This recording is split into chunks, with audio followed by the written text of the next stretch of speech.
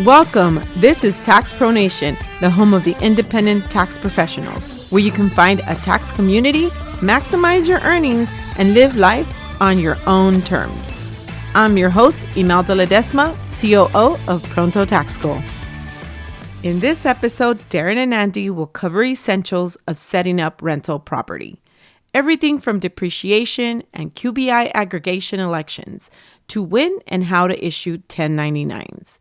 But before they get into all that, they'll kick off things with a quick chat about business structure, like LLCs, S-Corps, and partnerships, and why payroll and smart expense tracking matter.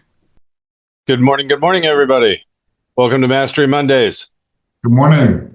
So sorry for last week. Hey, good morning. Hey, Daren, can you give me a moment because I don't think our email went out. Did you guys get it?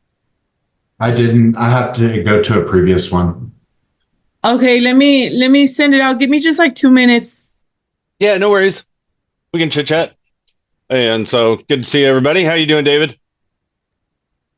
I'm doing well. I had an interesting interaction. So I met with another CPA. I network with a lot of CPAs because I do what they call simple returns. And so I stick to 1040.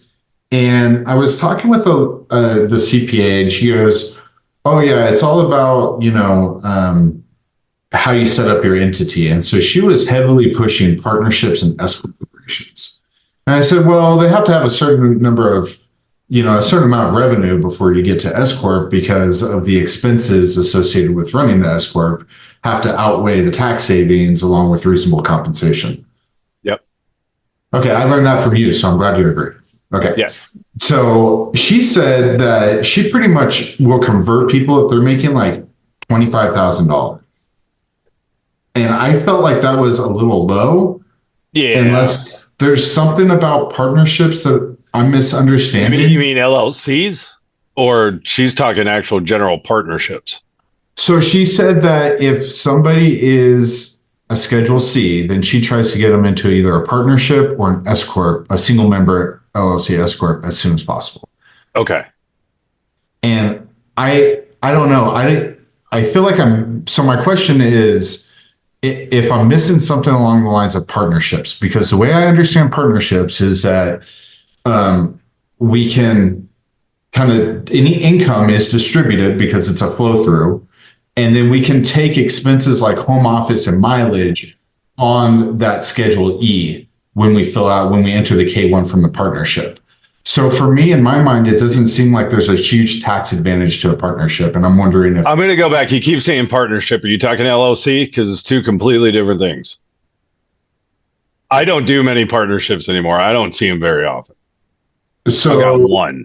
Yeah. Like I'm talking, actual partnership. Like I'm talking 1165 partnership. Well, LLC files 1065. Multi-member LLC? Yeah. Okay, so I guess that's the big thing that I'm missing. What's the difference between a partnership and a multi-member LLC as far as the corporate protection? So you can't take a Schedule C to a partnership. You have to have a partner. Right. So in the case of a joint venture, both my wife and I are on schedule. We both have Schedule Cs because we're in a joint venture. So we could turn that into a partnership, right? Yes. And then you would file Form 1065. Correct. Yeah, you don't see partnerships very often anymore because they don't have any of the liability protection. Okay. So here in California, I've got two partnerships that I actually do that are actually partnerships, and they're little tiny family partnerships. Like one's a coin collecting business, and the only reason that they're not an LLC is it's a father and son. There's really zero liability for the business. And so this way they don't have to pay the $800 to California or the LLC fee. That's the biggie too. But the filling out of that 1165 is the same, whether they're a multi-member LLC or a partnership or no? Correct. No difference. They just check a box on the 1065 that they're an LLC. Okay. So let's a general partnership. Let's just assume that they've got an LLC then for the protection aspect, opposed to So that's where LLC. Yeah. So as far as from a planning perspective goes, I go single member. I try to push sole proprietors, if they're interested in all of that, into single member LLC, because in the future that's very easy to convert to an S corp. Got it. Okay. As opposed to totally reincorporating and getting all new stuff. Okay. So as far as I know, as far as like if you want to take a partnership to an S corp, that's change of entity, and you got to get all new ID, all new everything. Okay. Okay. So if they're and 9 times out of 10, the partnership's not even registered with the Secretary of State. Right. Okay. Yeah. So I see it a lot, or I used to anyway, not too much anymore, but I'd say probably about 5 to 8 years ago, was I had a lot of small S corps coming in from other CPAs. They would incorporate everybody just to get the money, whether they were making 10 grand, 20 grand, and not running a W-2 in it. Okay. So in my mind, I think of that 1065 a lot like a Schedule C, because we've got income, we've got expenses, and then there's some other expenses that you can take, such as home office and mileage. I don't really see a huge tax benefit to the partnership or the multi-member LLC or the 1065 form as a whole. Well, the tax benefit is that you don't have to do accountable. It's more not necessarily a tax benefit as it is easier. Lower administrative costs too. Lower administrative cost. It's easier. You don't have to have accountable plans. You can take the unreimbursed LLC expenses or unreimbursed partnership expenses directly on the Schedule E page 2. Right. And then also on top of it, you can have different types of owners. As to where like an S corp, you can't have there's a couple of different. You can't have a trust own an S corp. There's a bunch of different entities that don't qualify to be a owner of a S corp or a corp, or of an S corp. So LLCs come in handy. Then also on the LLC side, you can divvy out between profit, loss, and capital. So that's nice when you've got people putting in money and other people putting in sweat equity. I've got several of those set up where 100% of the loss goes to the person that actually contributed the money, because the losses just get lost on the people that aren't contributing anything. I think that's the big differentiation, right? When you can say, all right, you've got this much money in the bank and we can distribute this much, that is a return of capital versus correct. Distributing income, and that helps you kind of adjust the numbers in their favor. So that gives you like a lever that you can pull. Yes. Okay, cool. Thank you. Yeah.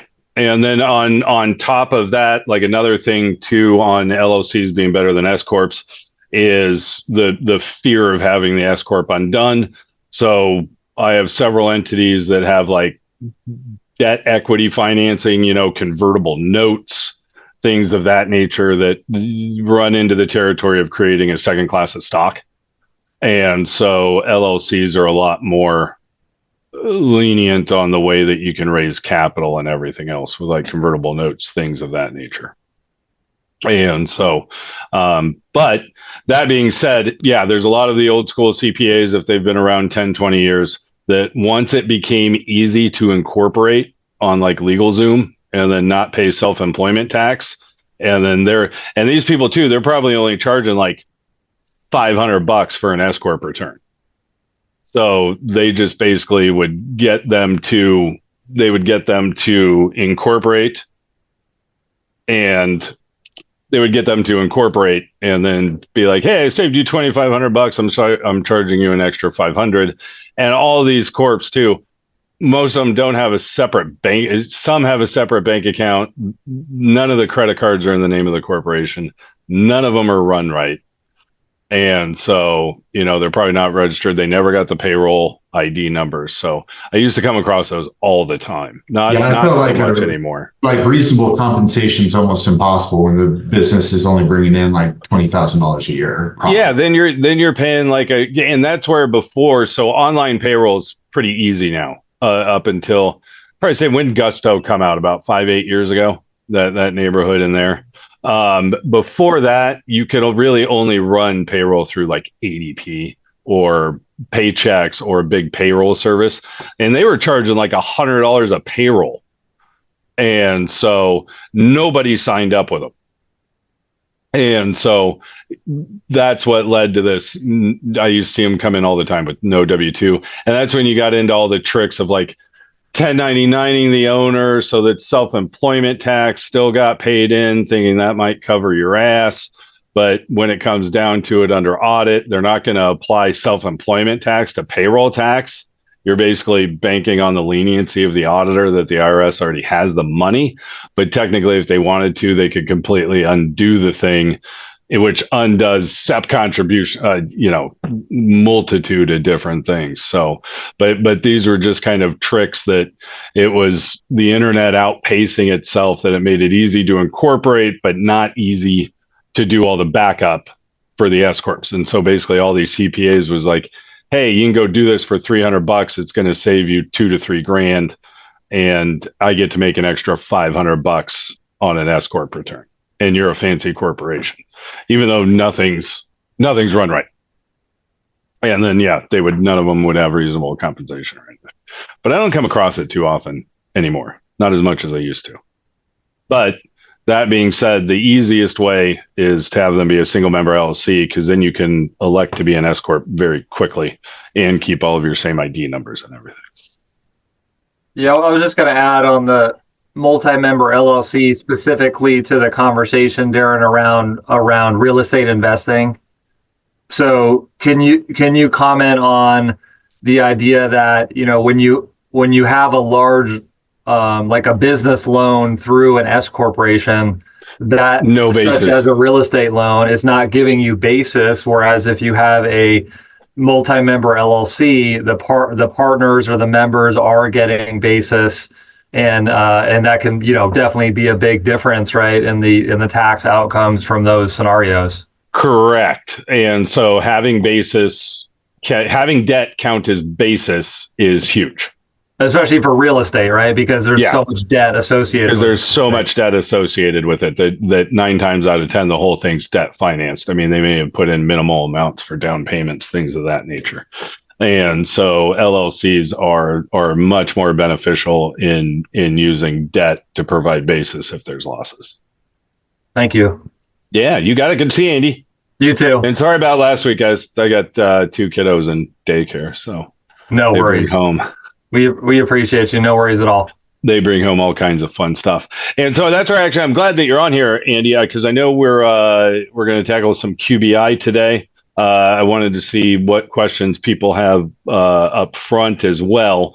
And so on Pronto's side, are we creating a QBI checklist for rentals? Like how to get them to qualify, or I haven't heard that we are, but I'm interested. Okay. Yeah. I think everybody would like that. And okay. So, meaning like you must check these boxes in order to claim QBI. Yeah, like how to get your client to claim the QBI on it, because I don't.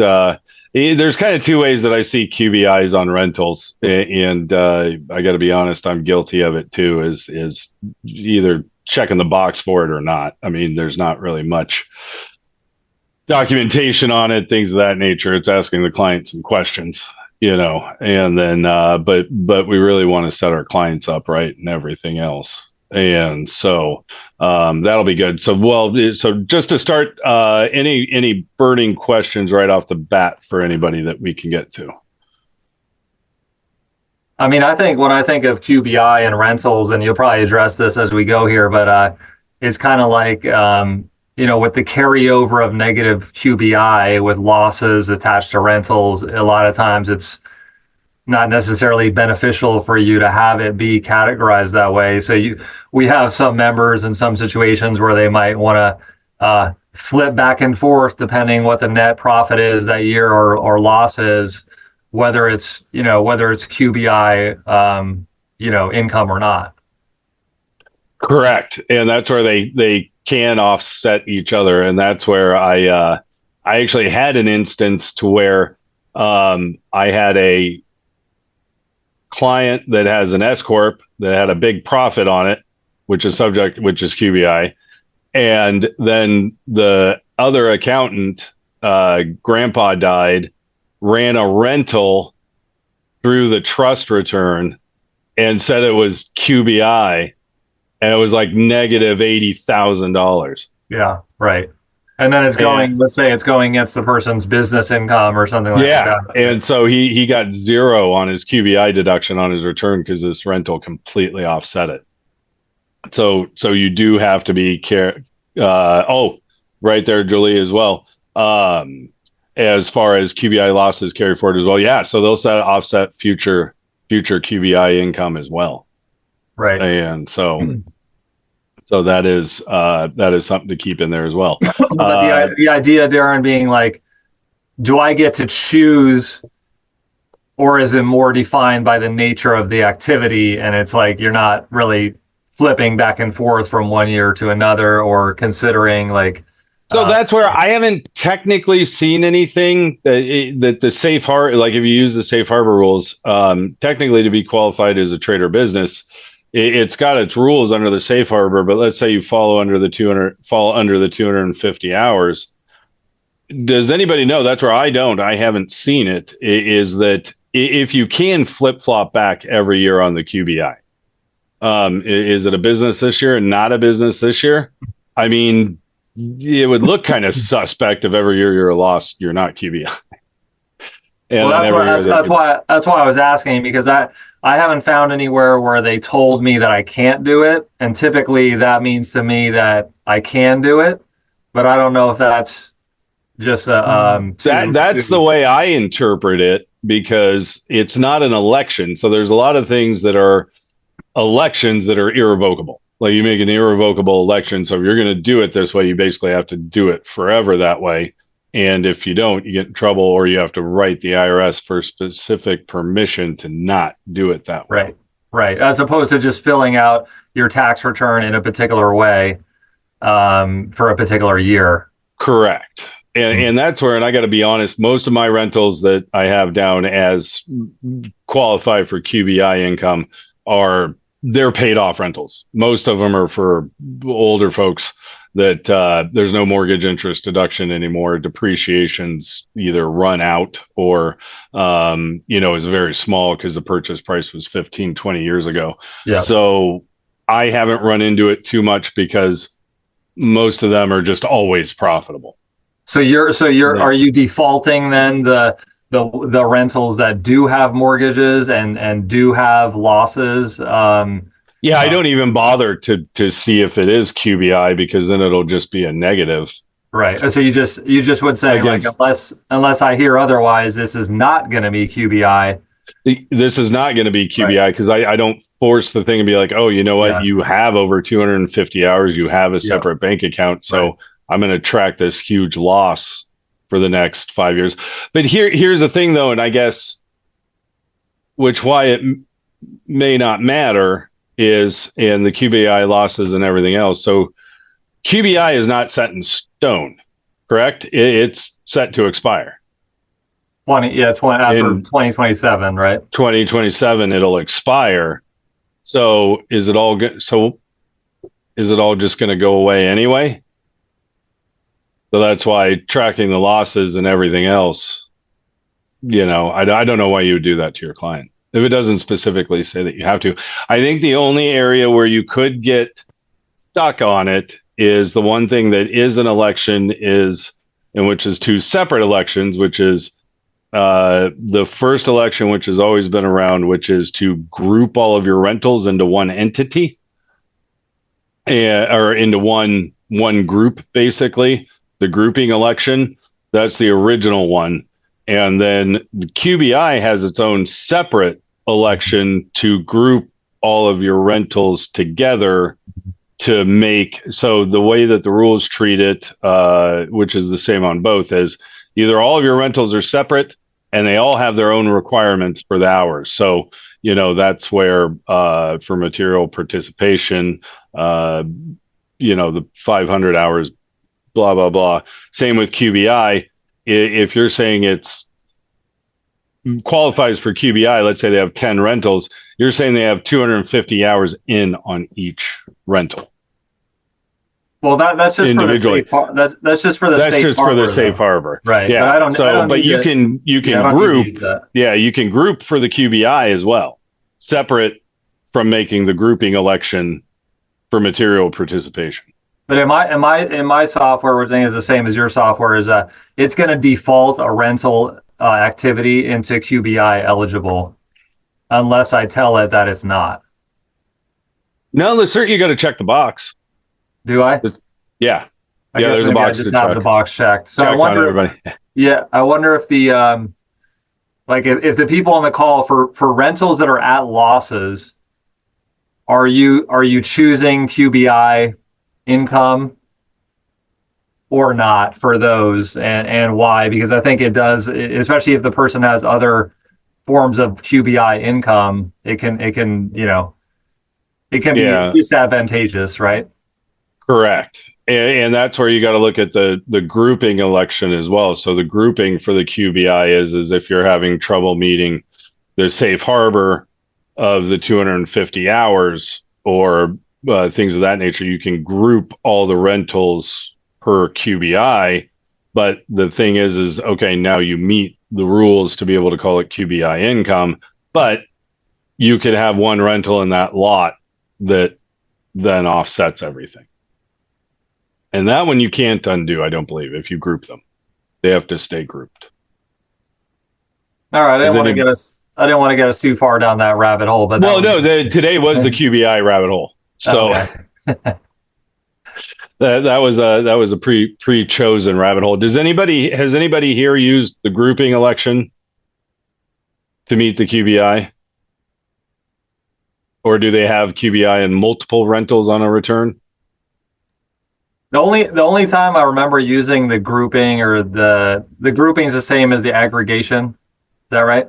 Yeah. So okay. Yeah, the QBI calls it aggregation, and then for the other rules, it's an election to treat all the rentals. I remember using that to like increase the UBIA thing so that it could take a bigger deduction based on having a higher unadjusted basis immediately after acquisition. Yep. I was pretty proud of myself for doing that. I felt pretty good. Yeah. Well, and there's also on grouping rentals is for material participation, like for real estate professionals, things of that nature. You group them all together, or else, like if they have 10 rentals, it's pretty hard to meet 500 hours per rental. And so, but that one also, you have to be very careful because that one can bite you in the butt later on. Case in point, I did have one in an audit that it was two brothers, and one brother got hammered on taxes at the end of the audit. The other one didn't, because what happened was through disallowing hours and real estate professional, it made one of them passive, but one brother was grouped and one wasn't, as far as grouping all the properties together.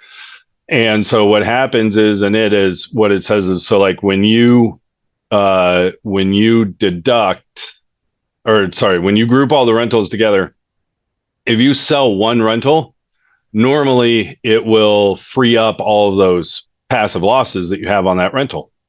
So when you have them grouped together and you make that election, you have to sell all of them to get it. You can't just sell one rental and get it. And so it can have some disastrous consequences in the future. So you got to be very, very careful on grouping them for different matters. And now back to case in point on Schedule E rentals and QBI. They do have the safe harbor that's 250 hours, management companies count everything else. And so they got to have separate books and records. So I do tell all my clients, that they should have a separate checking account for. Now, nobody's running separate QuickBooks for their rentals. They might be running Quicken. Definitely have a separate checking account, everything else. Does everybody here make sure their clients are at least keeping a separate checking account for their rentals? Yeah, no. Probably a good idea. That's where it's just things to kind of protect it going forward, because it is a good deduction. And knock on wood, I haven't had any disallowed, but you definitely wouldn't want it disallowed in the future.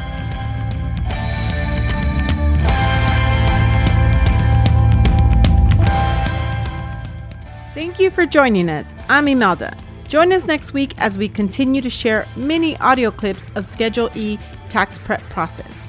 If you are interested in listening to the full process and want to be part of our Dream Team community, please visit prontotaxschool.com or email us to support@prontotaxschool.com. Being part of the Dream Team membership comes with getting expert support, top-rated training programs, and weekly video live events. We look forward to having you on board.